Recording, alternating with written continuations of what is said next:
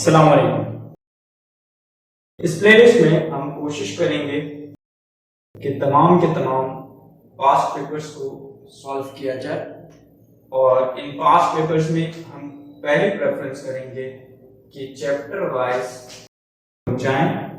Chapter wise जाने के बाद जैसे कि आज हमें चैप्टर नंबर 1 स्टार्ट करना है, तो चैप्टर नंबर 1 में बेसिकली मैंने जो इसको डिवाइड किया है 4 कैटेगरीज में डिवाइड किया है। 4 कैटेगरीज में सबसे पहली कैटेगरी डेफिनेशन की है, second molecular formula and empirical formula, third stoichiometry and limiting reactant, और लास्ट कैटेगरी जो हम डिस्कस करेंगे वो आपने 9th क्लास में भी डिस्कस की होगी, नंबर ऑफ पार्टिकल्स। अगर मैं इंटीरियर स्ट्रेंथ की बात करूंगा तो इंटीरियर स्ट्रेंथ वाले लाजमी इन 3 चीजों पे फोकस कीजिएगा क्योंकि ये न्यूमेरिकल्स आपको बहुत दफा लॉन्ग सेक्शन में मिलेंगे। डेफिनेशन के लिए मैं आपको रिकमेंड करूंगा कि टीपीआई का जो 25 ईयर है उसको हम लोगों ने इनिशियली पेपर्स में डिवाइड किया है, देन उसको चैप्टर वाइज हमने डिवाइड किया हुआ। चैप्टर नंबर 1 के टोटल 20 क्वेश्चंस हैं जो कि इस साल के लिए 2020 के लिए इंपॉर्टेंट होंगे। तो डेफिनेशन को आप उससे गो थ्रू करेंगे और उसको सॉर्ट आउट करने के लिए आपने बुक को प्रेफर करना है। जबकि आज न्यूमेरिकल्स के लिए हम लोग स्टार्ट करेंगे molecular and empirical formula. Molecular and empirical formula में सबसे पहले हम बात कर लेते हैं मॉलिक्यूलर फार्मूला की। मॉलिक्यूलर फार्मूला क्या होता है? The formula which gives actual ratio is said to be molecular formula. Molecular formula आपके पास मेनली कोवैलेंट कंपाउंड से रिलेट करता है और मॉलिक्यूलर फार्मूले के मास को बेसिकली हम लोग कहते हैं molecular mass. Empirical formula, the formula which gives simplest ratio is said to be empirical formula, or usually ionic compound belongs to empirical formula, or formula mass is used for all the empirical formulas. Definitions को cover करने के बाद हम आ जाते हैं method और technique to solve this problem. Methods में स्टेप नंबर 1 को मैंने नाम दिया है कंबस्शन एनालिसिस। कंबस्शन एनालिसिस क्या होती है? किसी भी कंपाउंड को जलाने के बाद आपके पास जो प्रोडक्ट आएगा उसकी आपने क्वांटिटेटिव या क्वालिटेटिव एनालिसिस करनी है, जिसको बेसिकली हम लोग केमिस्ट्री की ब्रांच एनालिटिकल केमिस्ट्री से कंसर्न करते हैं। कंबस्शन एनालिसिस में बेसिकली आप कैलकुलेट क्या कर रहे होंगे? मास of element. Mass of element के लिए हेल्प किसकी लोगे? स्टिचियोमेट्री की। स्टिचियोमेट्री में याद रखिएगा मैथ्स में आपने सीखा था कि जो चीज क्वेश्चन में गिवन होती है वो आपके लेफ्ट साइड पे आती है, जो चीज फाइंड करनी होती है वो राइट साइड पे आती है। तो सबसे पहले इक्वेशन की वैल्यू, स्टिचियोमेट्रिक वैल्यू किसको कहते हैं? इक्वेशन की वैल्यू, जो चीज गिवन है उसकी स्टिचियोमेट्रिक वैल्यू, इक्वेशन की वैल्यू जिस चीज को फाइंड करना है, और फिर applied value of known, applied value जिस चीज की वैल्यू क्वेश्चन में गिवन है उसको मेंशन करोगे। जबकि राइट साइड पे सॉर्ट आउट कैसे करोगे? स्टिचियोमेट्रिक वैल्यू ऑफ अननोन, जो वैल्यू ऊपर लिखी थी वो as it is divided by पड़ोसी multiply by applied value. Mass calculate करने के लिए 2 मेन इक्वेशंस को आपने याद रखना है। Carbon plus oxygen gives carbon dioxide, hydrogen plus oxygen gives water. इसके बाद सेकंड स्टेप परसेंटेज। परसेंटेज को कैलकुलेट करने का तरीका क्या है? Mass of element divided by mass of sample multiply by 100। Percentage आ जाएगी हर एलिमेंट की निकालोगे। मोलर रेशियो, मोलर रेशियो को फाइंड करने का तरीका क्या है? परसेंटेज जो कि प्रीवियस स्टेप में कैलकुलेट की डिवाइडेड बाय एटॉमिक मास। अगर गिवन होगी परसेंटेज तो डायरेक्टली एटॉमिक मास से डिवाइड करोगे तो मोलर रेशियो आ जाएगी। मोलर रेशियो के बाद next step, step 4, simplest molar ratio. Molar ratio जो कि पिछले स्टेप में कैलकुलेट की divided bye smallest molar ratio, सबसे छोटी वैल्यू से डिवाइड कर दो। Step 5 empirical formula, elements simplest ratio to be mentioned element की सिंपलेस्ट रेशियो को मेंशन कर दोगे। कैसे सर करेंगे? फॉर एग्जांपल एक फार्मूला आपके पास बन रहा है CHRO, कार्बन की सिंपलेस्ट रेशियो आपके पास आई है 1, हाइड्रोजन की आई है 2, ऑक्सीजन 1। इस तरह आप सिंपलेस्ट रेशियो को हर एलिमेंट के लोअर सबस्क्रिप्ट में मेंशन कर दोगे। देन मॉलिक्यूलर फार्मूला के लिए एक स्टेप बढ़ाओगे, for n is equals to molecular mass divided by formula mass, और finally molecular formula equals to empirical formula lower subscript n। Lower subscript n का मतलब है ये वैल्यूज जो आपने तीन मेंशन की है इनसे n मल्टीप्लाई होगा। क्लियर है? आई होप मेथड और टेक्निक क्लियर हो गया होगा। इसके बाद अब हम आ जाते हैं पास्ट पेपर्स में। पास्ट पेपर्स में हम स्टार्ट करते हैं 2019 से। 2019 द प्रोफेशनल इन का पास्ट पेपर, क्वेश्चन नंबर आपके पास मौजूद है 2019 में। डेटा बनाते हैं, गौर से पास्ट पेपर को अपने सामने रखिएगा ताकि डेटा जिस तरह मैं बना रहा हूं आप भी कोशिश कीजिएगा हर क्वेश्चन का डेटा आप खुद बनाएं। डेटा जिसको एनालाइज करना आ गया ऑटोमेटिकली न्यूमेरिकल सॉर्ट आउट हो जाएगा। डेटा में क्या बोल रहा है गौर से देखिए। An organic compound contains 40% carbon, it means percentage दी हुई है किसकी? कार्बन की। आपने लिख दिया परसेंटेज ऑफ कार्बन 40%। इसके बाद आगे वो बोलता है and 6.6% hydrogen, percentage of hydrogen. मजीद आगे बोलता है molecular mass, molecular mass mention कर दो,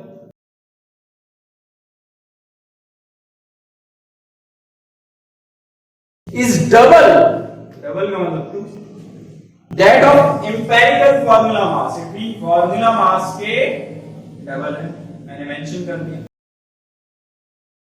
राइट। इसके बाद find its molecular formula, molecular formula find करना है। अब क्वेश्चन में देखो उसने स्टार्ट में मेंशन कर दिया N organic compound. N organic compound का मतलब याद रखना एक छोटी सी एडवाइस इंटर लेवल पे कि ऑर्गेनिक कंपाउंड में यूजुअली वो ऑक्सीजन को भी इंक्लूड करता है। क्यों करता है? अगर हाइड्रोकार्बन होता तो कार्बन और हाइड्रोजन सिर्फ मौजूद होता। ऑर्गेनिक कंपाउंड बोल दे और कार्बन हाइड्रोजन दिया हुआ है, 1% कम है तो वो ऑब्वियसली किसकी होगी? ऑक्सीजन की। वो किसकी कम होगी? ऑक्सीजन की। तो ऑक्सीजन की परसेंटेज के लिए आप सिंपली क्या करोगे? कार्बन हाइड्रोजन की परसेंटेज को ऐड कर दो 40 प्लस 6.6, इसको ब्रैकेट में लिख दो। टोटल परसेंटेज कितनी होती है? 100। 100 में से अगर इन दोनों की परसेंटेज को निकाल दें तो आपके पास क्या बच जाएगा? आपके पास ऑक्सीजन बच जाएगा। तो कैलकुलेटर उठाओगे, कैलकुलेटर उठा के 46.6 हो जाएगा। 100 में से 46.6 को माइनस कर दो, 46.6 53.4%। अब परसेंटेज आ गई। परसेंटेज के बाद फॉर्म हर्रे में जाओगे, हर्रे में तुम्हें पता चला परसेंटेज के बाद कौन सा स्टेप है? Molar ratio. तो सॉल्यूशन में स्टार्ट करोगे कहां से? सॉल्यूशन में स्टार्ट करोगे मोलर रेशियो से।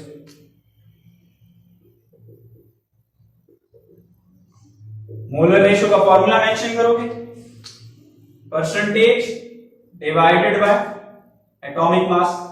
कितने एलिमेंट्स थे? 3 एलिमेंट थे, तो तीनों को सीक्वेंस में लिख दो, कार्बन, हाइड्रोजन और फाइनली ऑक्सीजन।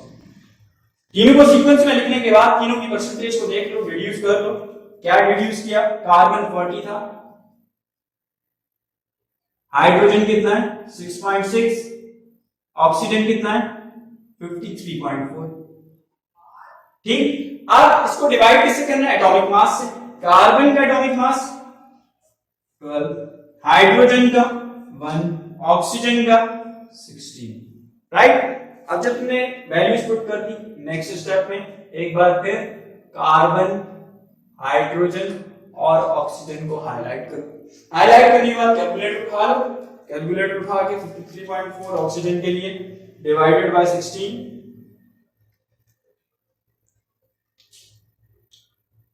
3.33,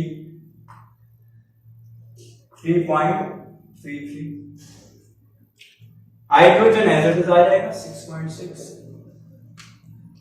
40 divided by 12, 3.34। तीनों मोलर रेशियोज आ गई, उनको बॉक्स में पैक कर दो। किसमें पैक कर दो? बॉक्स में।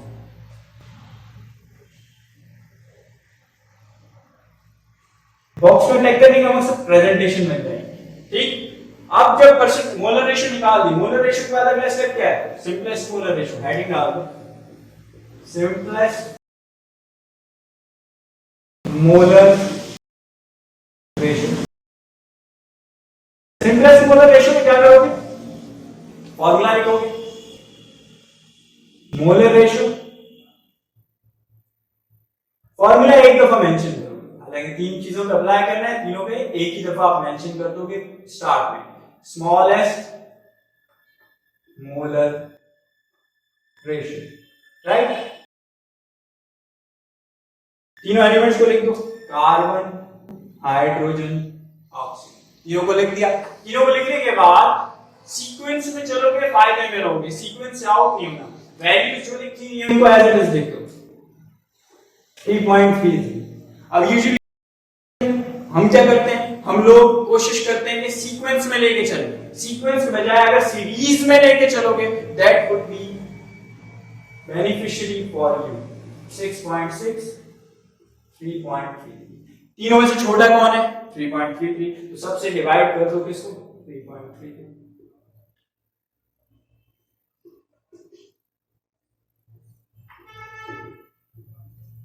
तो कार्बन आपके पास आ जाएगा 1, पैक कर दिया। हाइड्रोजन 1.9 समथिंग आएगा, जिसको आपने इक्विवेलेंट कर देना है किसके? 2 के। इसको आपने इक्विवेलेंट कर देना है, राउंड ऑफ कर देना है 2 के। Hydrogen 1, oxygen 1। Simplest molar ratio के बाद स्टेप एम्पिरिकल फार्मूला। हेडिंग डाल दो, एम्पिरिकल फार्मूला।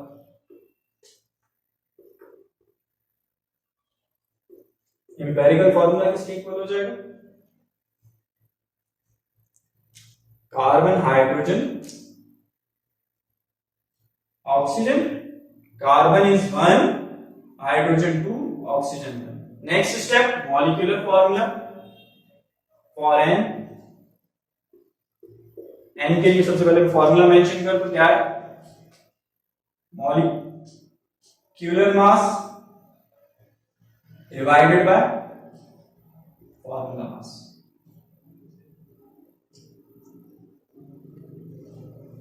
मॉलिक्यूलर मास कितना है? ट्वाइस है, तो पुट कर दो 2 formula mass divided by formula mass. Formula mass से फॉर्मूला मास कैंसिल, तो क्या बच गया? 2। n की वैल्यू आ जाएगी 2। n की वैल्यू जब 2 आ जाएगी, लास्ट में आपने क्या करना है? Molecular formula. तो मॉलिक्यूलर फार्मूला किसके इक्वल होता है? फार्मूला के मुताबिक empirical formula lower subscript n. Empirical formula क्या है sir? CHO, C1 H2O1। n की वैल्यू कितनी है? 2।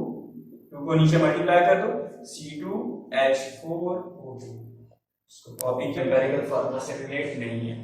2017 similar question that of 2019, just data में चेंजिंग है। डेटा में क्या चेंजिंग है? डेटा में ये चेंजिंग है कि 2019 में ऑक्सीजन की परसेंटेज क्वेश्चन में मेंशन की हुई थी, जबकि 2017 में आपके पास ऑक्सीजन की परसेंटेज मेंशन नहीं की हुई, आपको खुद ही डेटा में कैलकुलेट करनी है। 2016 में कोई भी क्वेश्चन नहीं एम्पिरिकल मॉलिक्यूलर फार्मूला से रिलेट नहीं, जबकि 2015 में जो क्वेश्चन है, क्वेश्चन में वो बोलता है the empirical formula of a compound, empirical formula of a compound is CO2H, right? मजीद आगे वो क्या बोलता है? 1.8 gram sample, mass of sample 1.8 gram. Mass of sample की बात वो आगे बोलता है, ऑक्यूपाइज वॉल्यूम 448 वॉल्यूम दिया हुआ है, वॉल्यूम का स्टैंडर्ड यूनिट हमारे पास डेसीमीटर क्यूब है, 1000 से आप इसको डिवाइड कर दोगे तो ये बन जाएगा 0.448 pm. At STP, STP means temperature is 273 Kelvin while the pressure is 180 m. Calculate find molecular formula.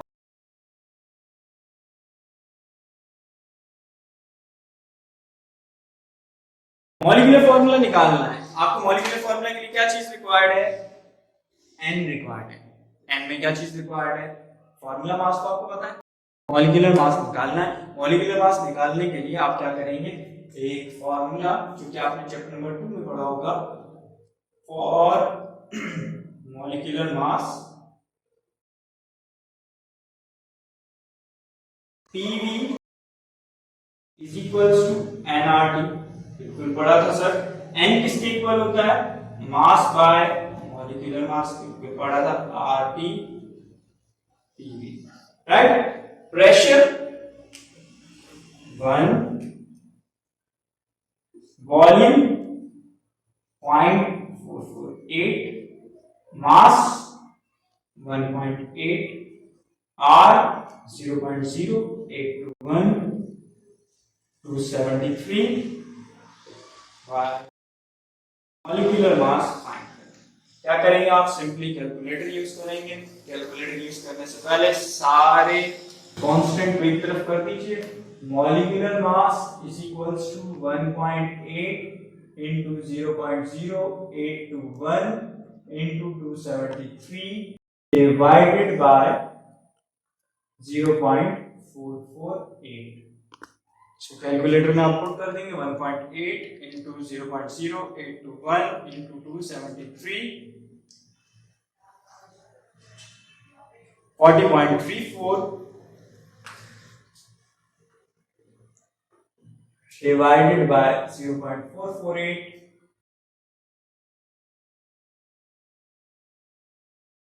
90.0, it means 90 आपका मॉलिक्यूलर मास आ गया।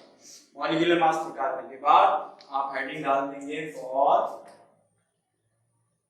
n, और n किसके इक्वल होता है? Molecular mass divided by formula mass.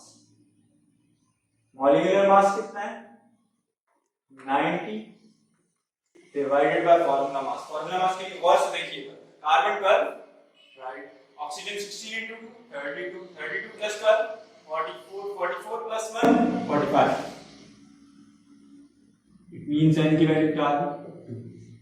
n की value जब 2 आ गई, last step for molecular formula. Molecular formula equals to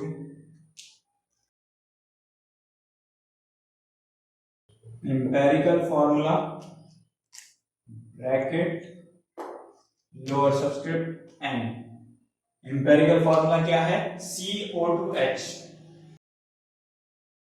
CO2H, n की वैल्यू क्या है? 2 को मल्टीप्लाई कर दो, molecular formula equals to C2O4H2। And last में इसको आप बॉक्स में पैक कर दें ताकि चेकर डायरेक्ट आपके आंसर को अट्रैक्ट करे। क्लियर? इसके बाद आगे बढ़ते हैं। 2015 के बाद एक क्वेश्चन आपका 2014 में भी आया हुआ। 2014 के क्वेश्चन का सबसे पहले डाटा बना लेते हैं।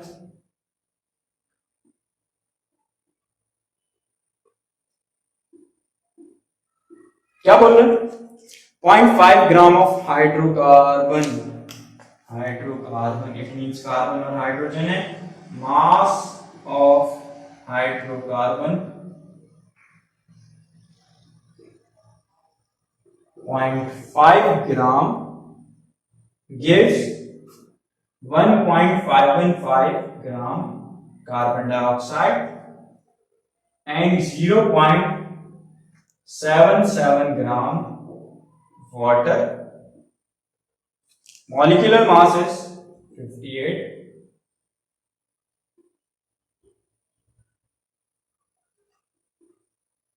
Calculate molecular formula.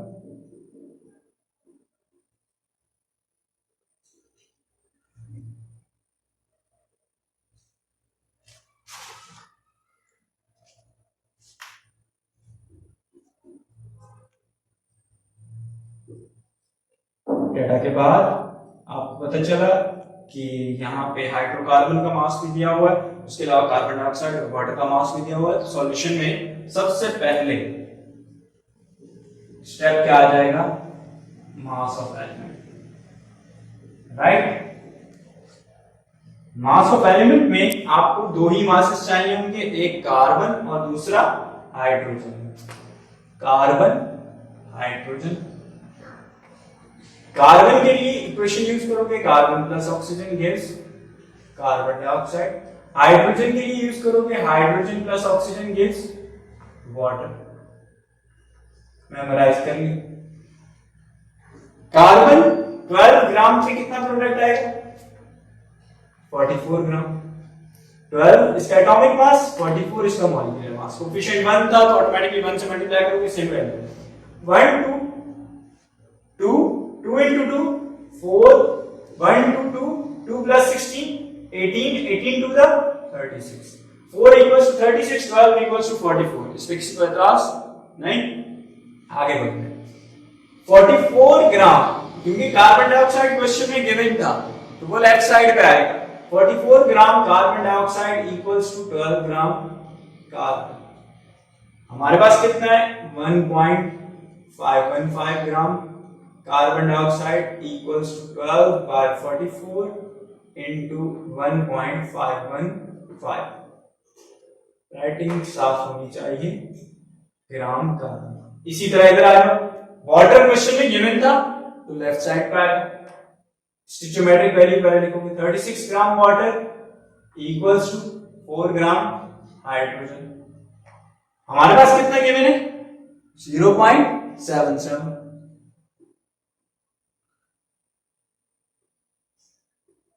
इसको as it is divided by पड़ोसी multiply by applied value,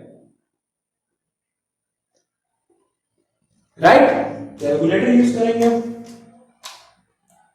12 divided by 44 0.2727 into 1.515। आपके पास आंसर आ जाएगा 0.413 gram carbon.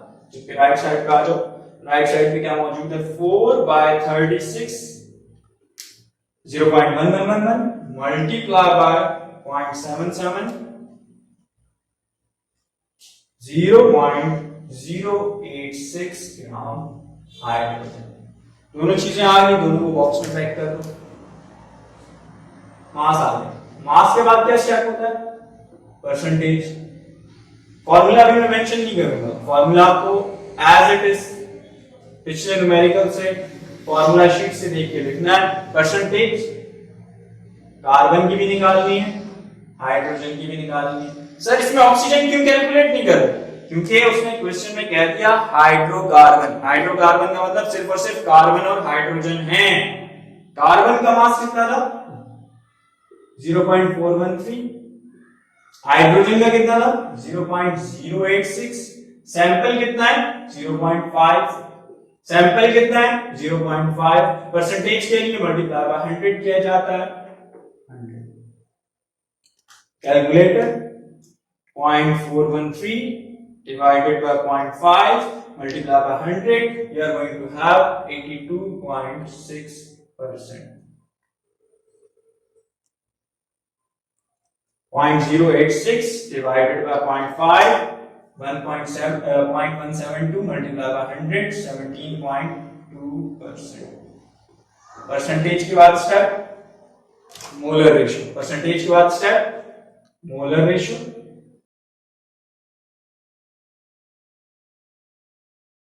Carbon hydrogen, percentage को मेंशन करो क्योंकि मोलर रेशियो का formula percentage divided by atomic mass. 82.6 divided by 12, you are going to have 6.883.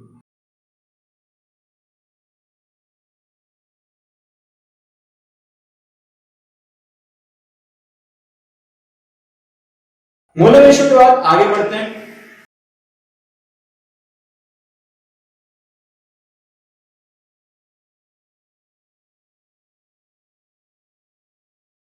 Simplest molar ratio, carbon hydrogen. Carbon की molar ratio 6.883, hydrogen 17.2। दोनों में से छोटा कौन है? 6.883 डिवाइड कर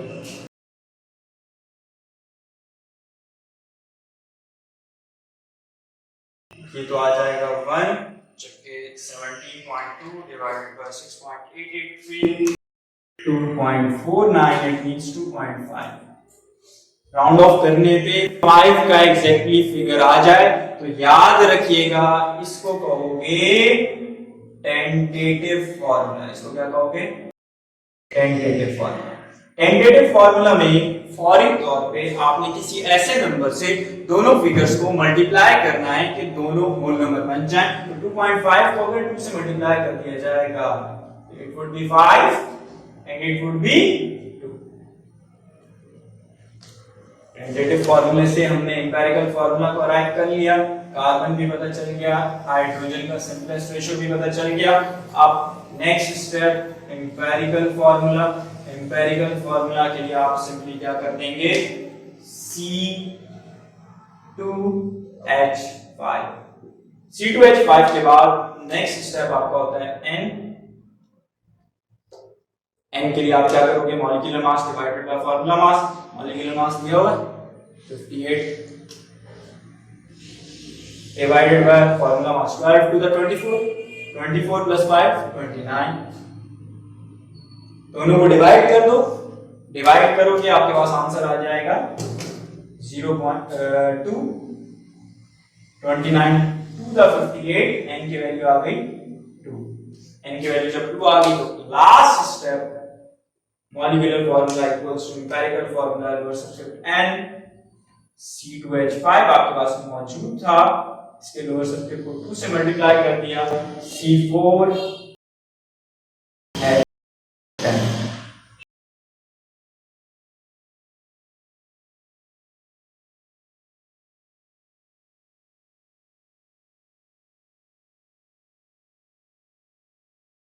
तो ये मॉलिक्यूलर फॉर्मूला और एम्पिरिकल फॉर्मूला था। इसमें मैंने 3 न्यूमेरिकल्स आपको सॉल्व करवाए, जबकि 3 इयर्स में आपने देखा कि कुछ न्यूमेरिकल्स रिपीट हुए, तो आपने कोशिश करनी है जो बाकी के न्यूमेरिकल्स हैं उनको लाजमी कवर कीजिए।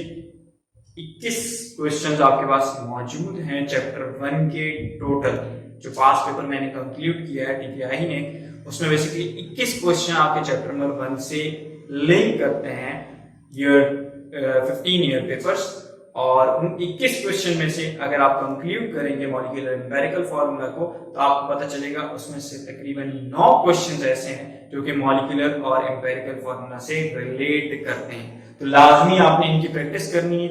जिन क्वेश्चंस में प्रॉब्लम हो उनको कमेंट में लाजमी लिखिए या फिर व्हाट्सएप कीजिए, ताकि हमें पता चल सके कि आपको किन क्वेश्चंस में प्रॉब्लम आ रही है। Thank you very much. Next session में हम लोग स्टिचियोमेट्री एंड लिमिटिंग रिएक्टेंट से स्टार्ट करेंगे। Thank you.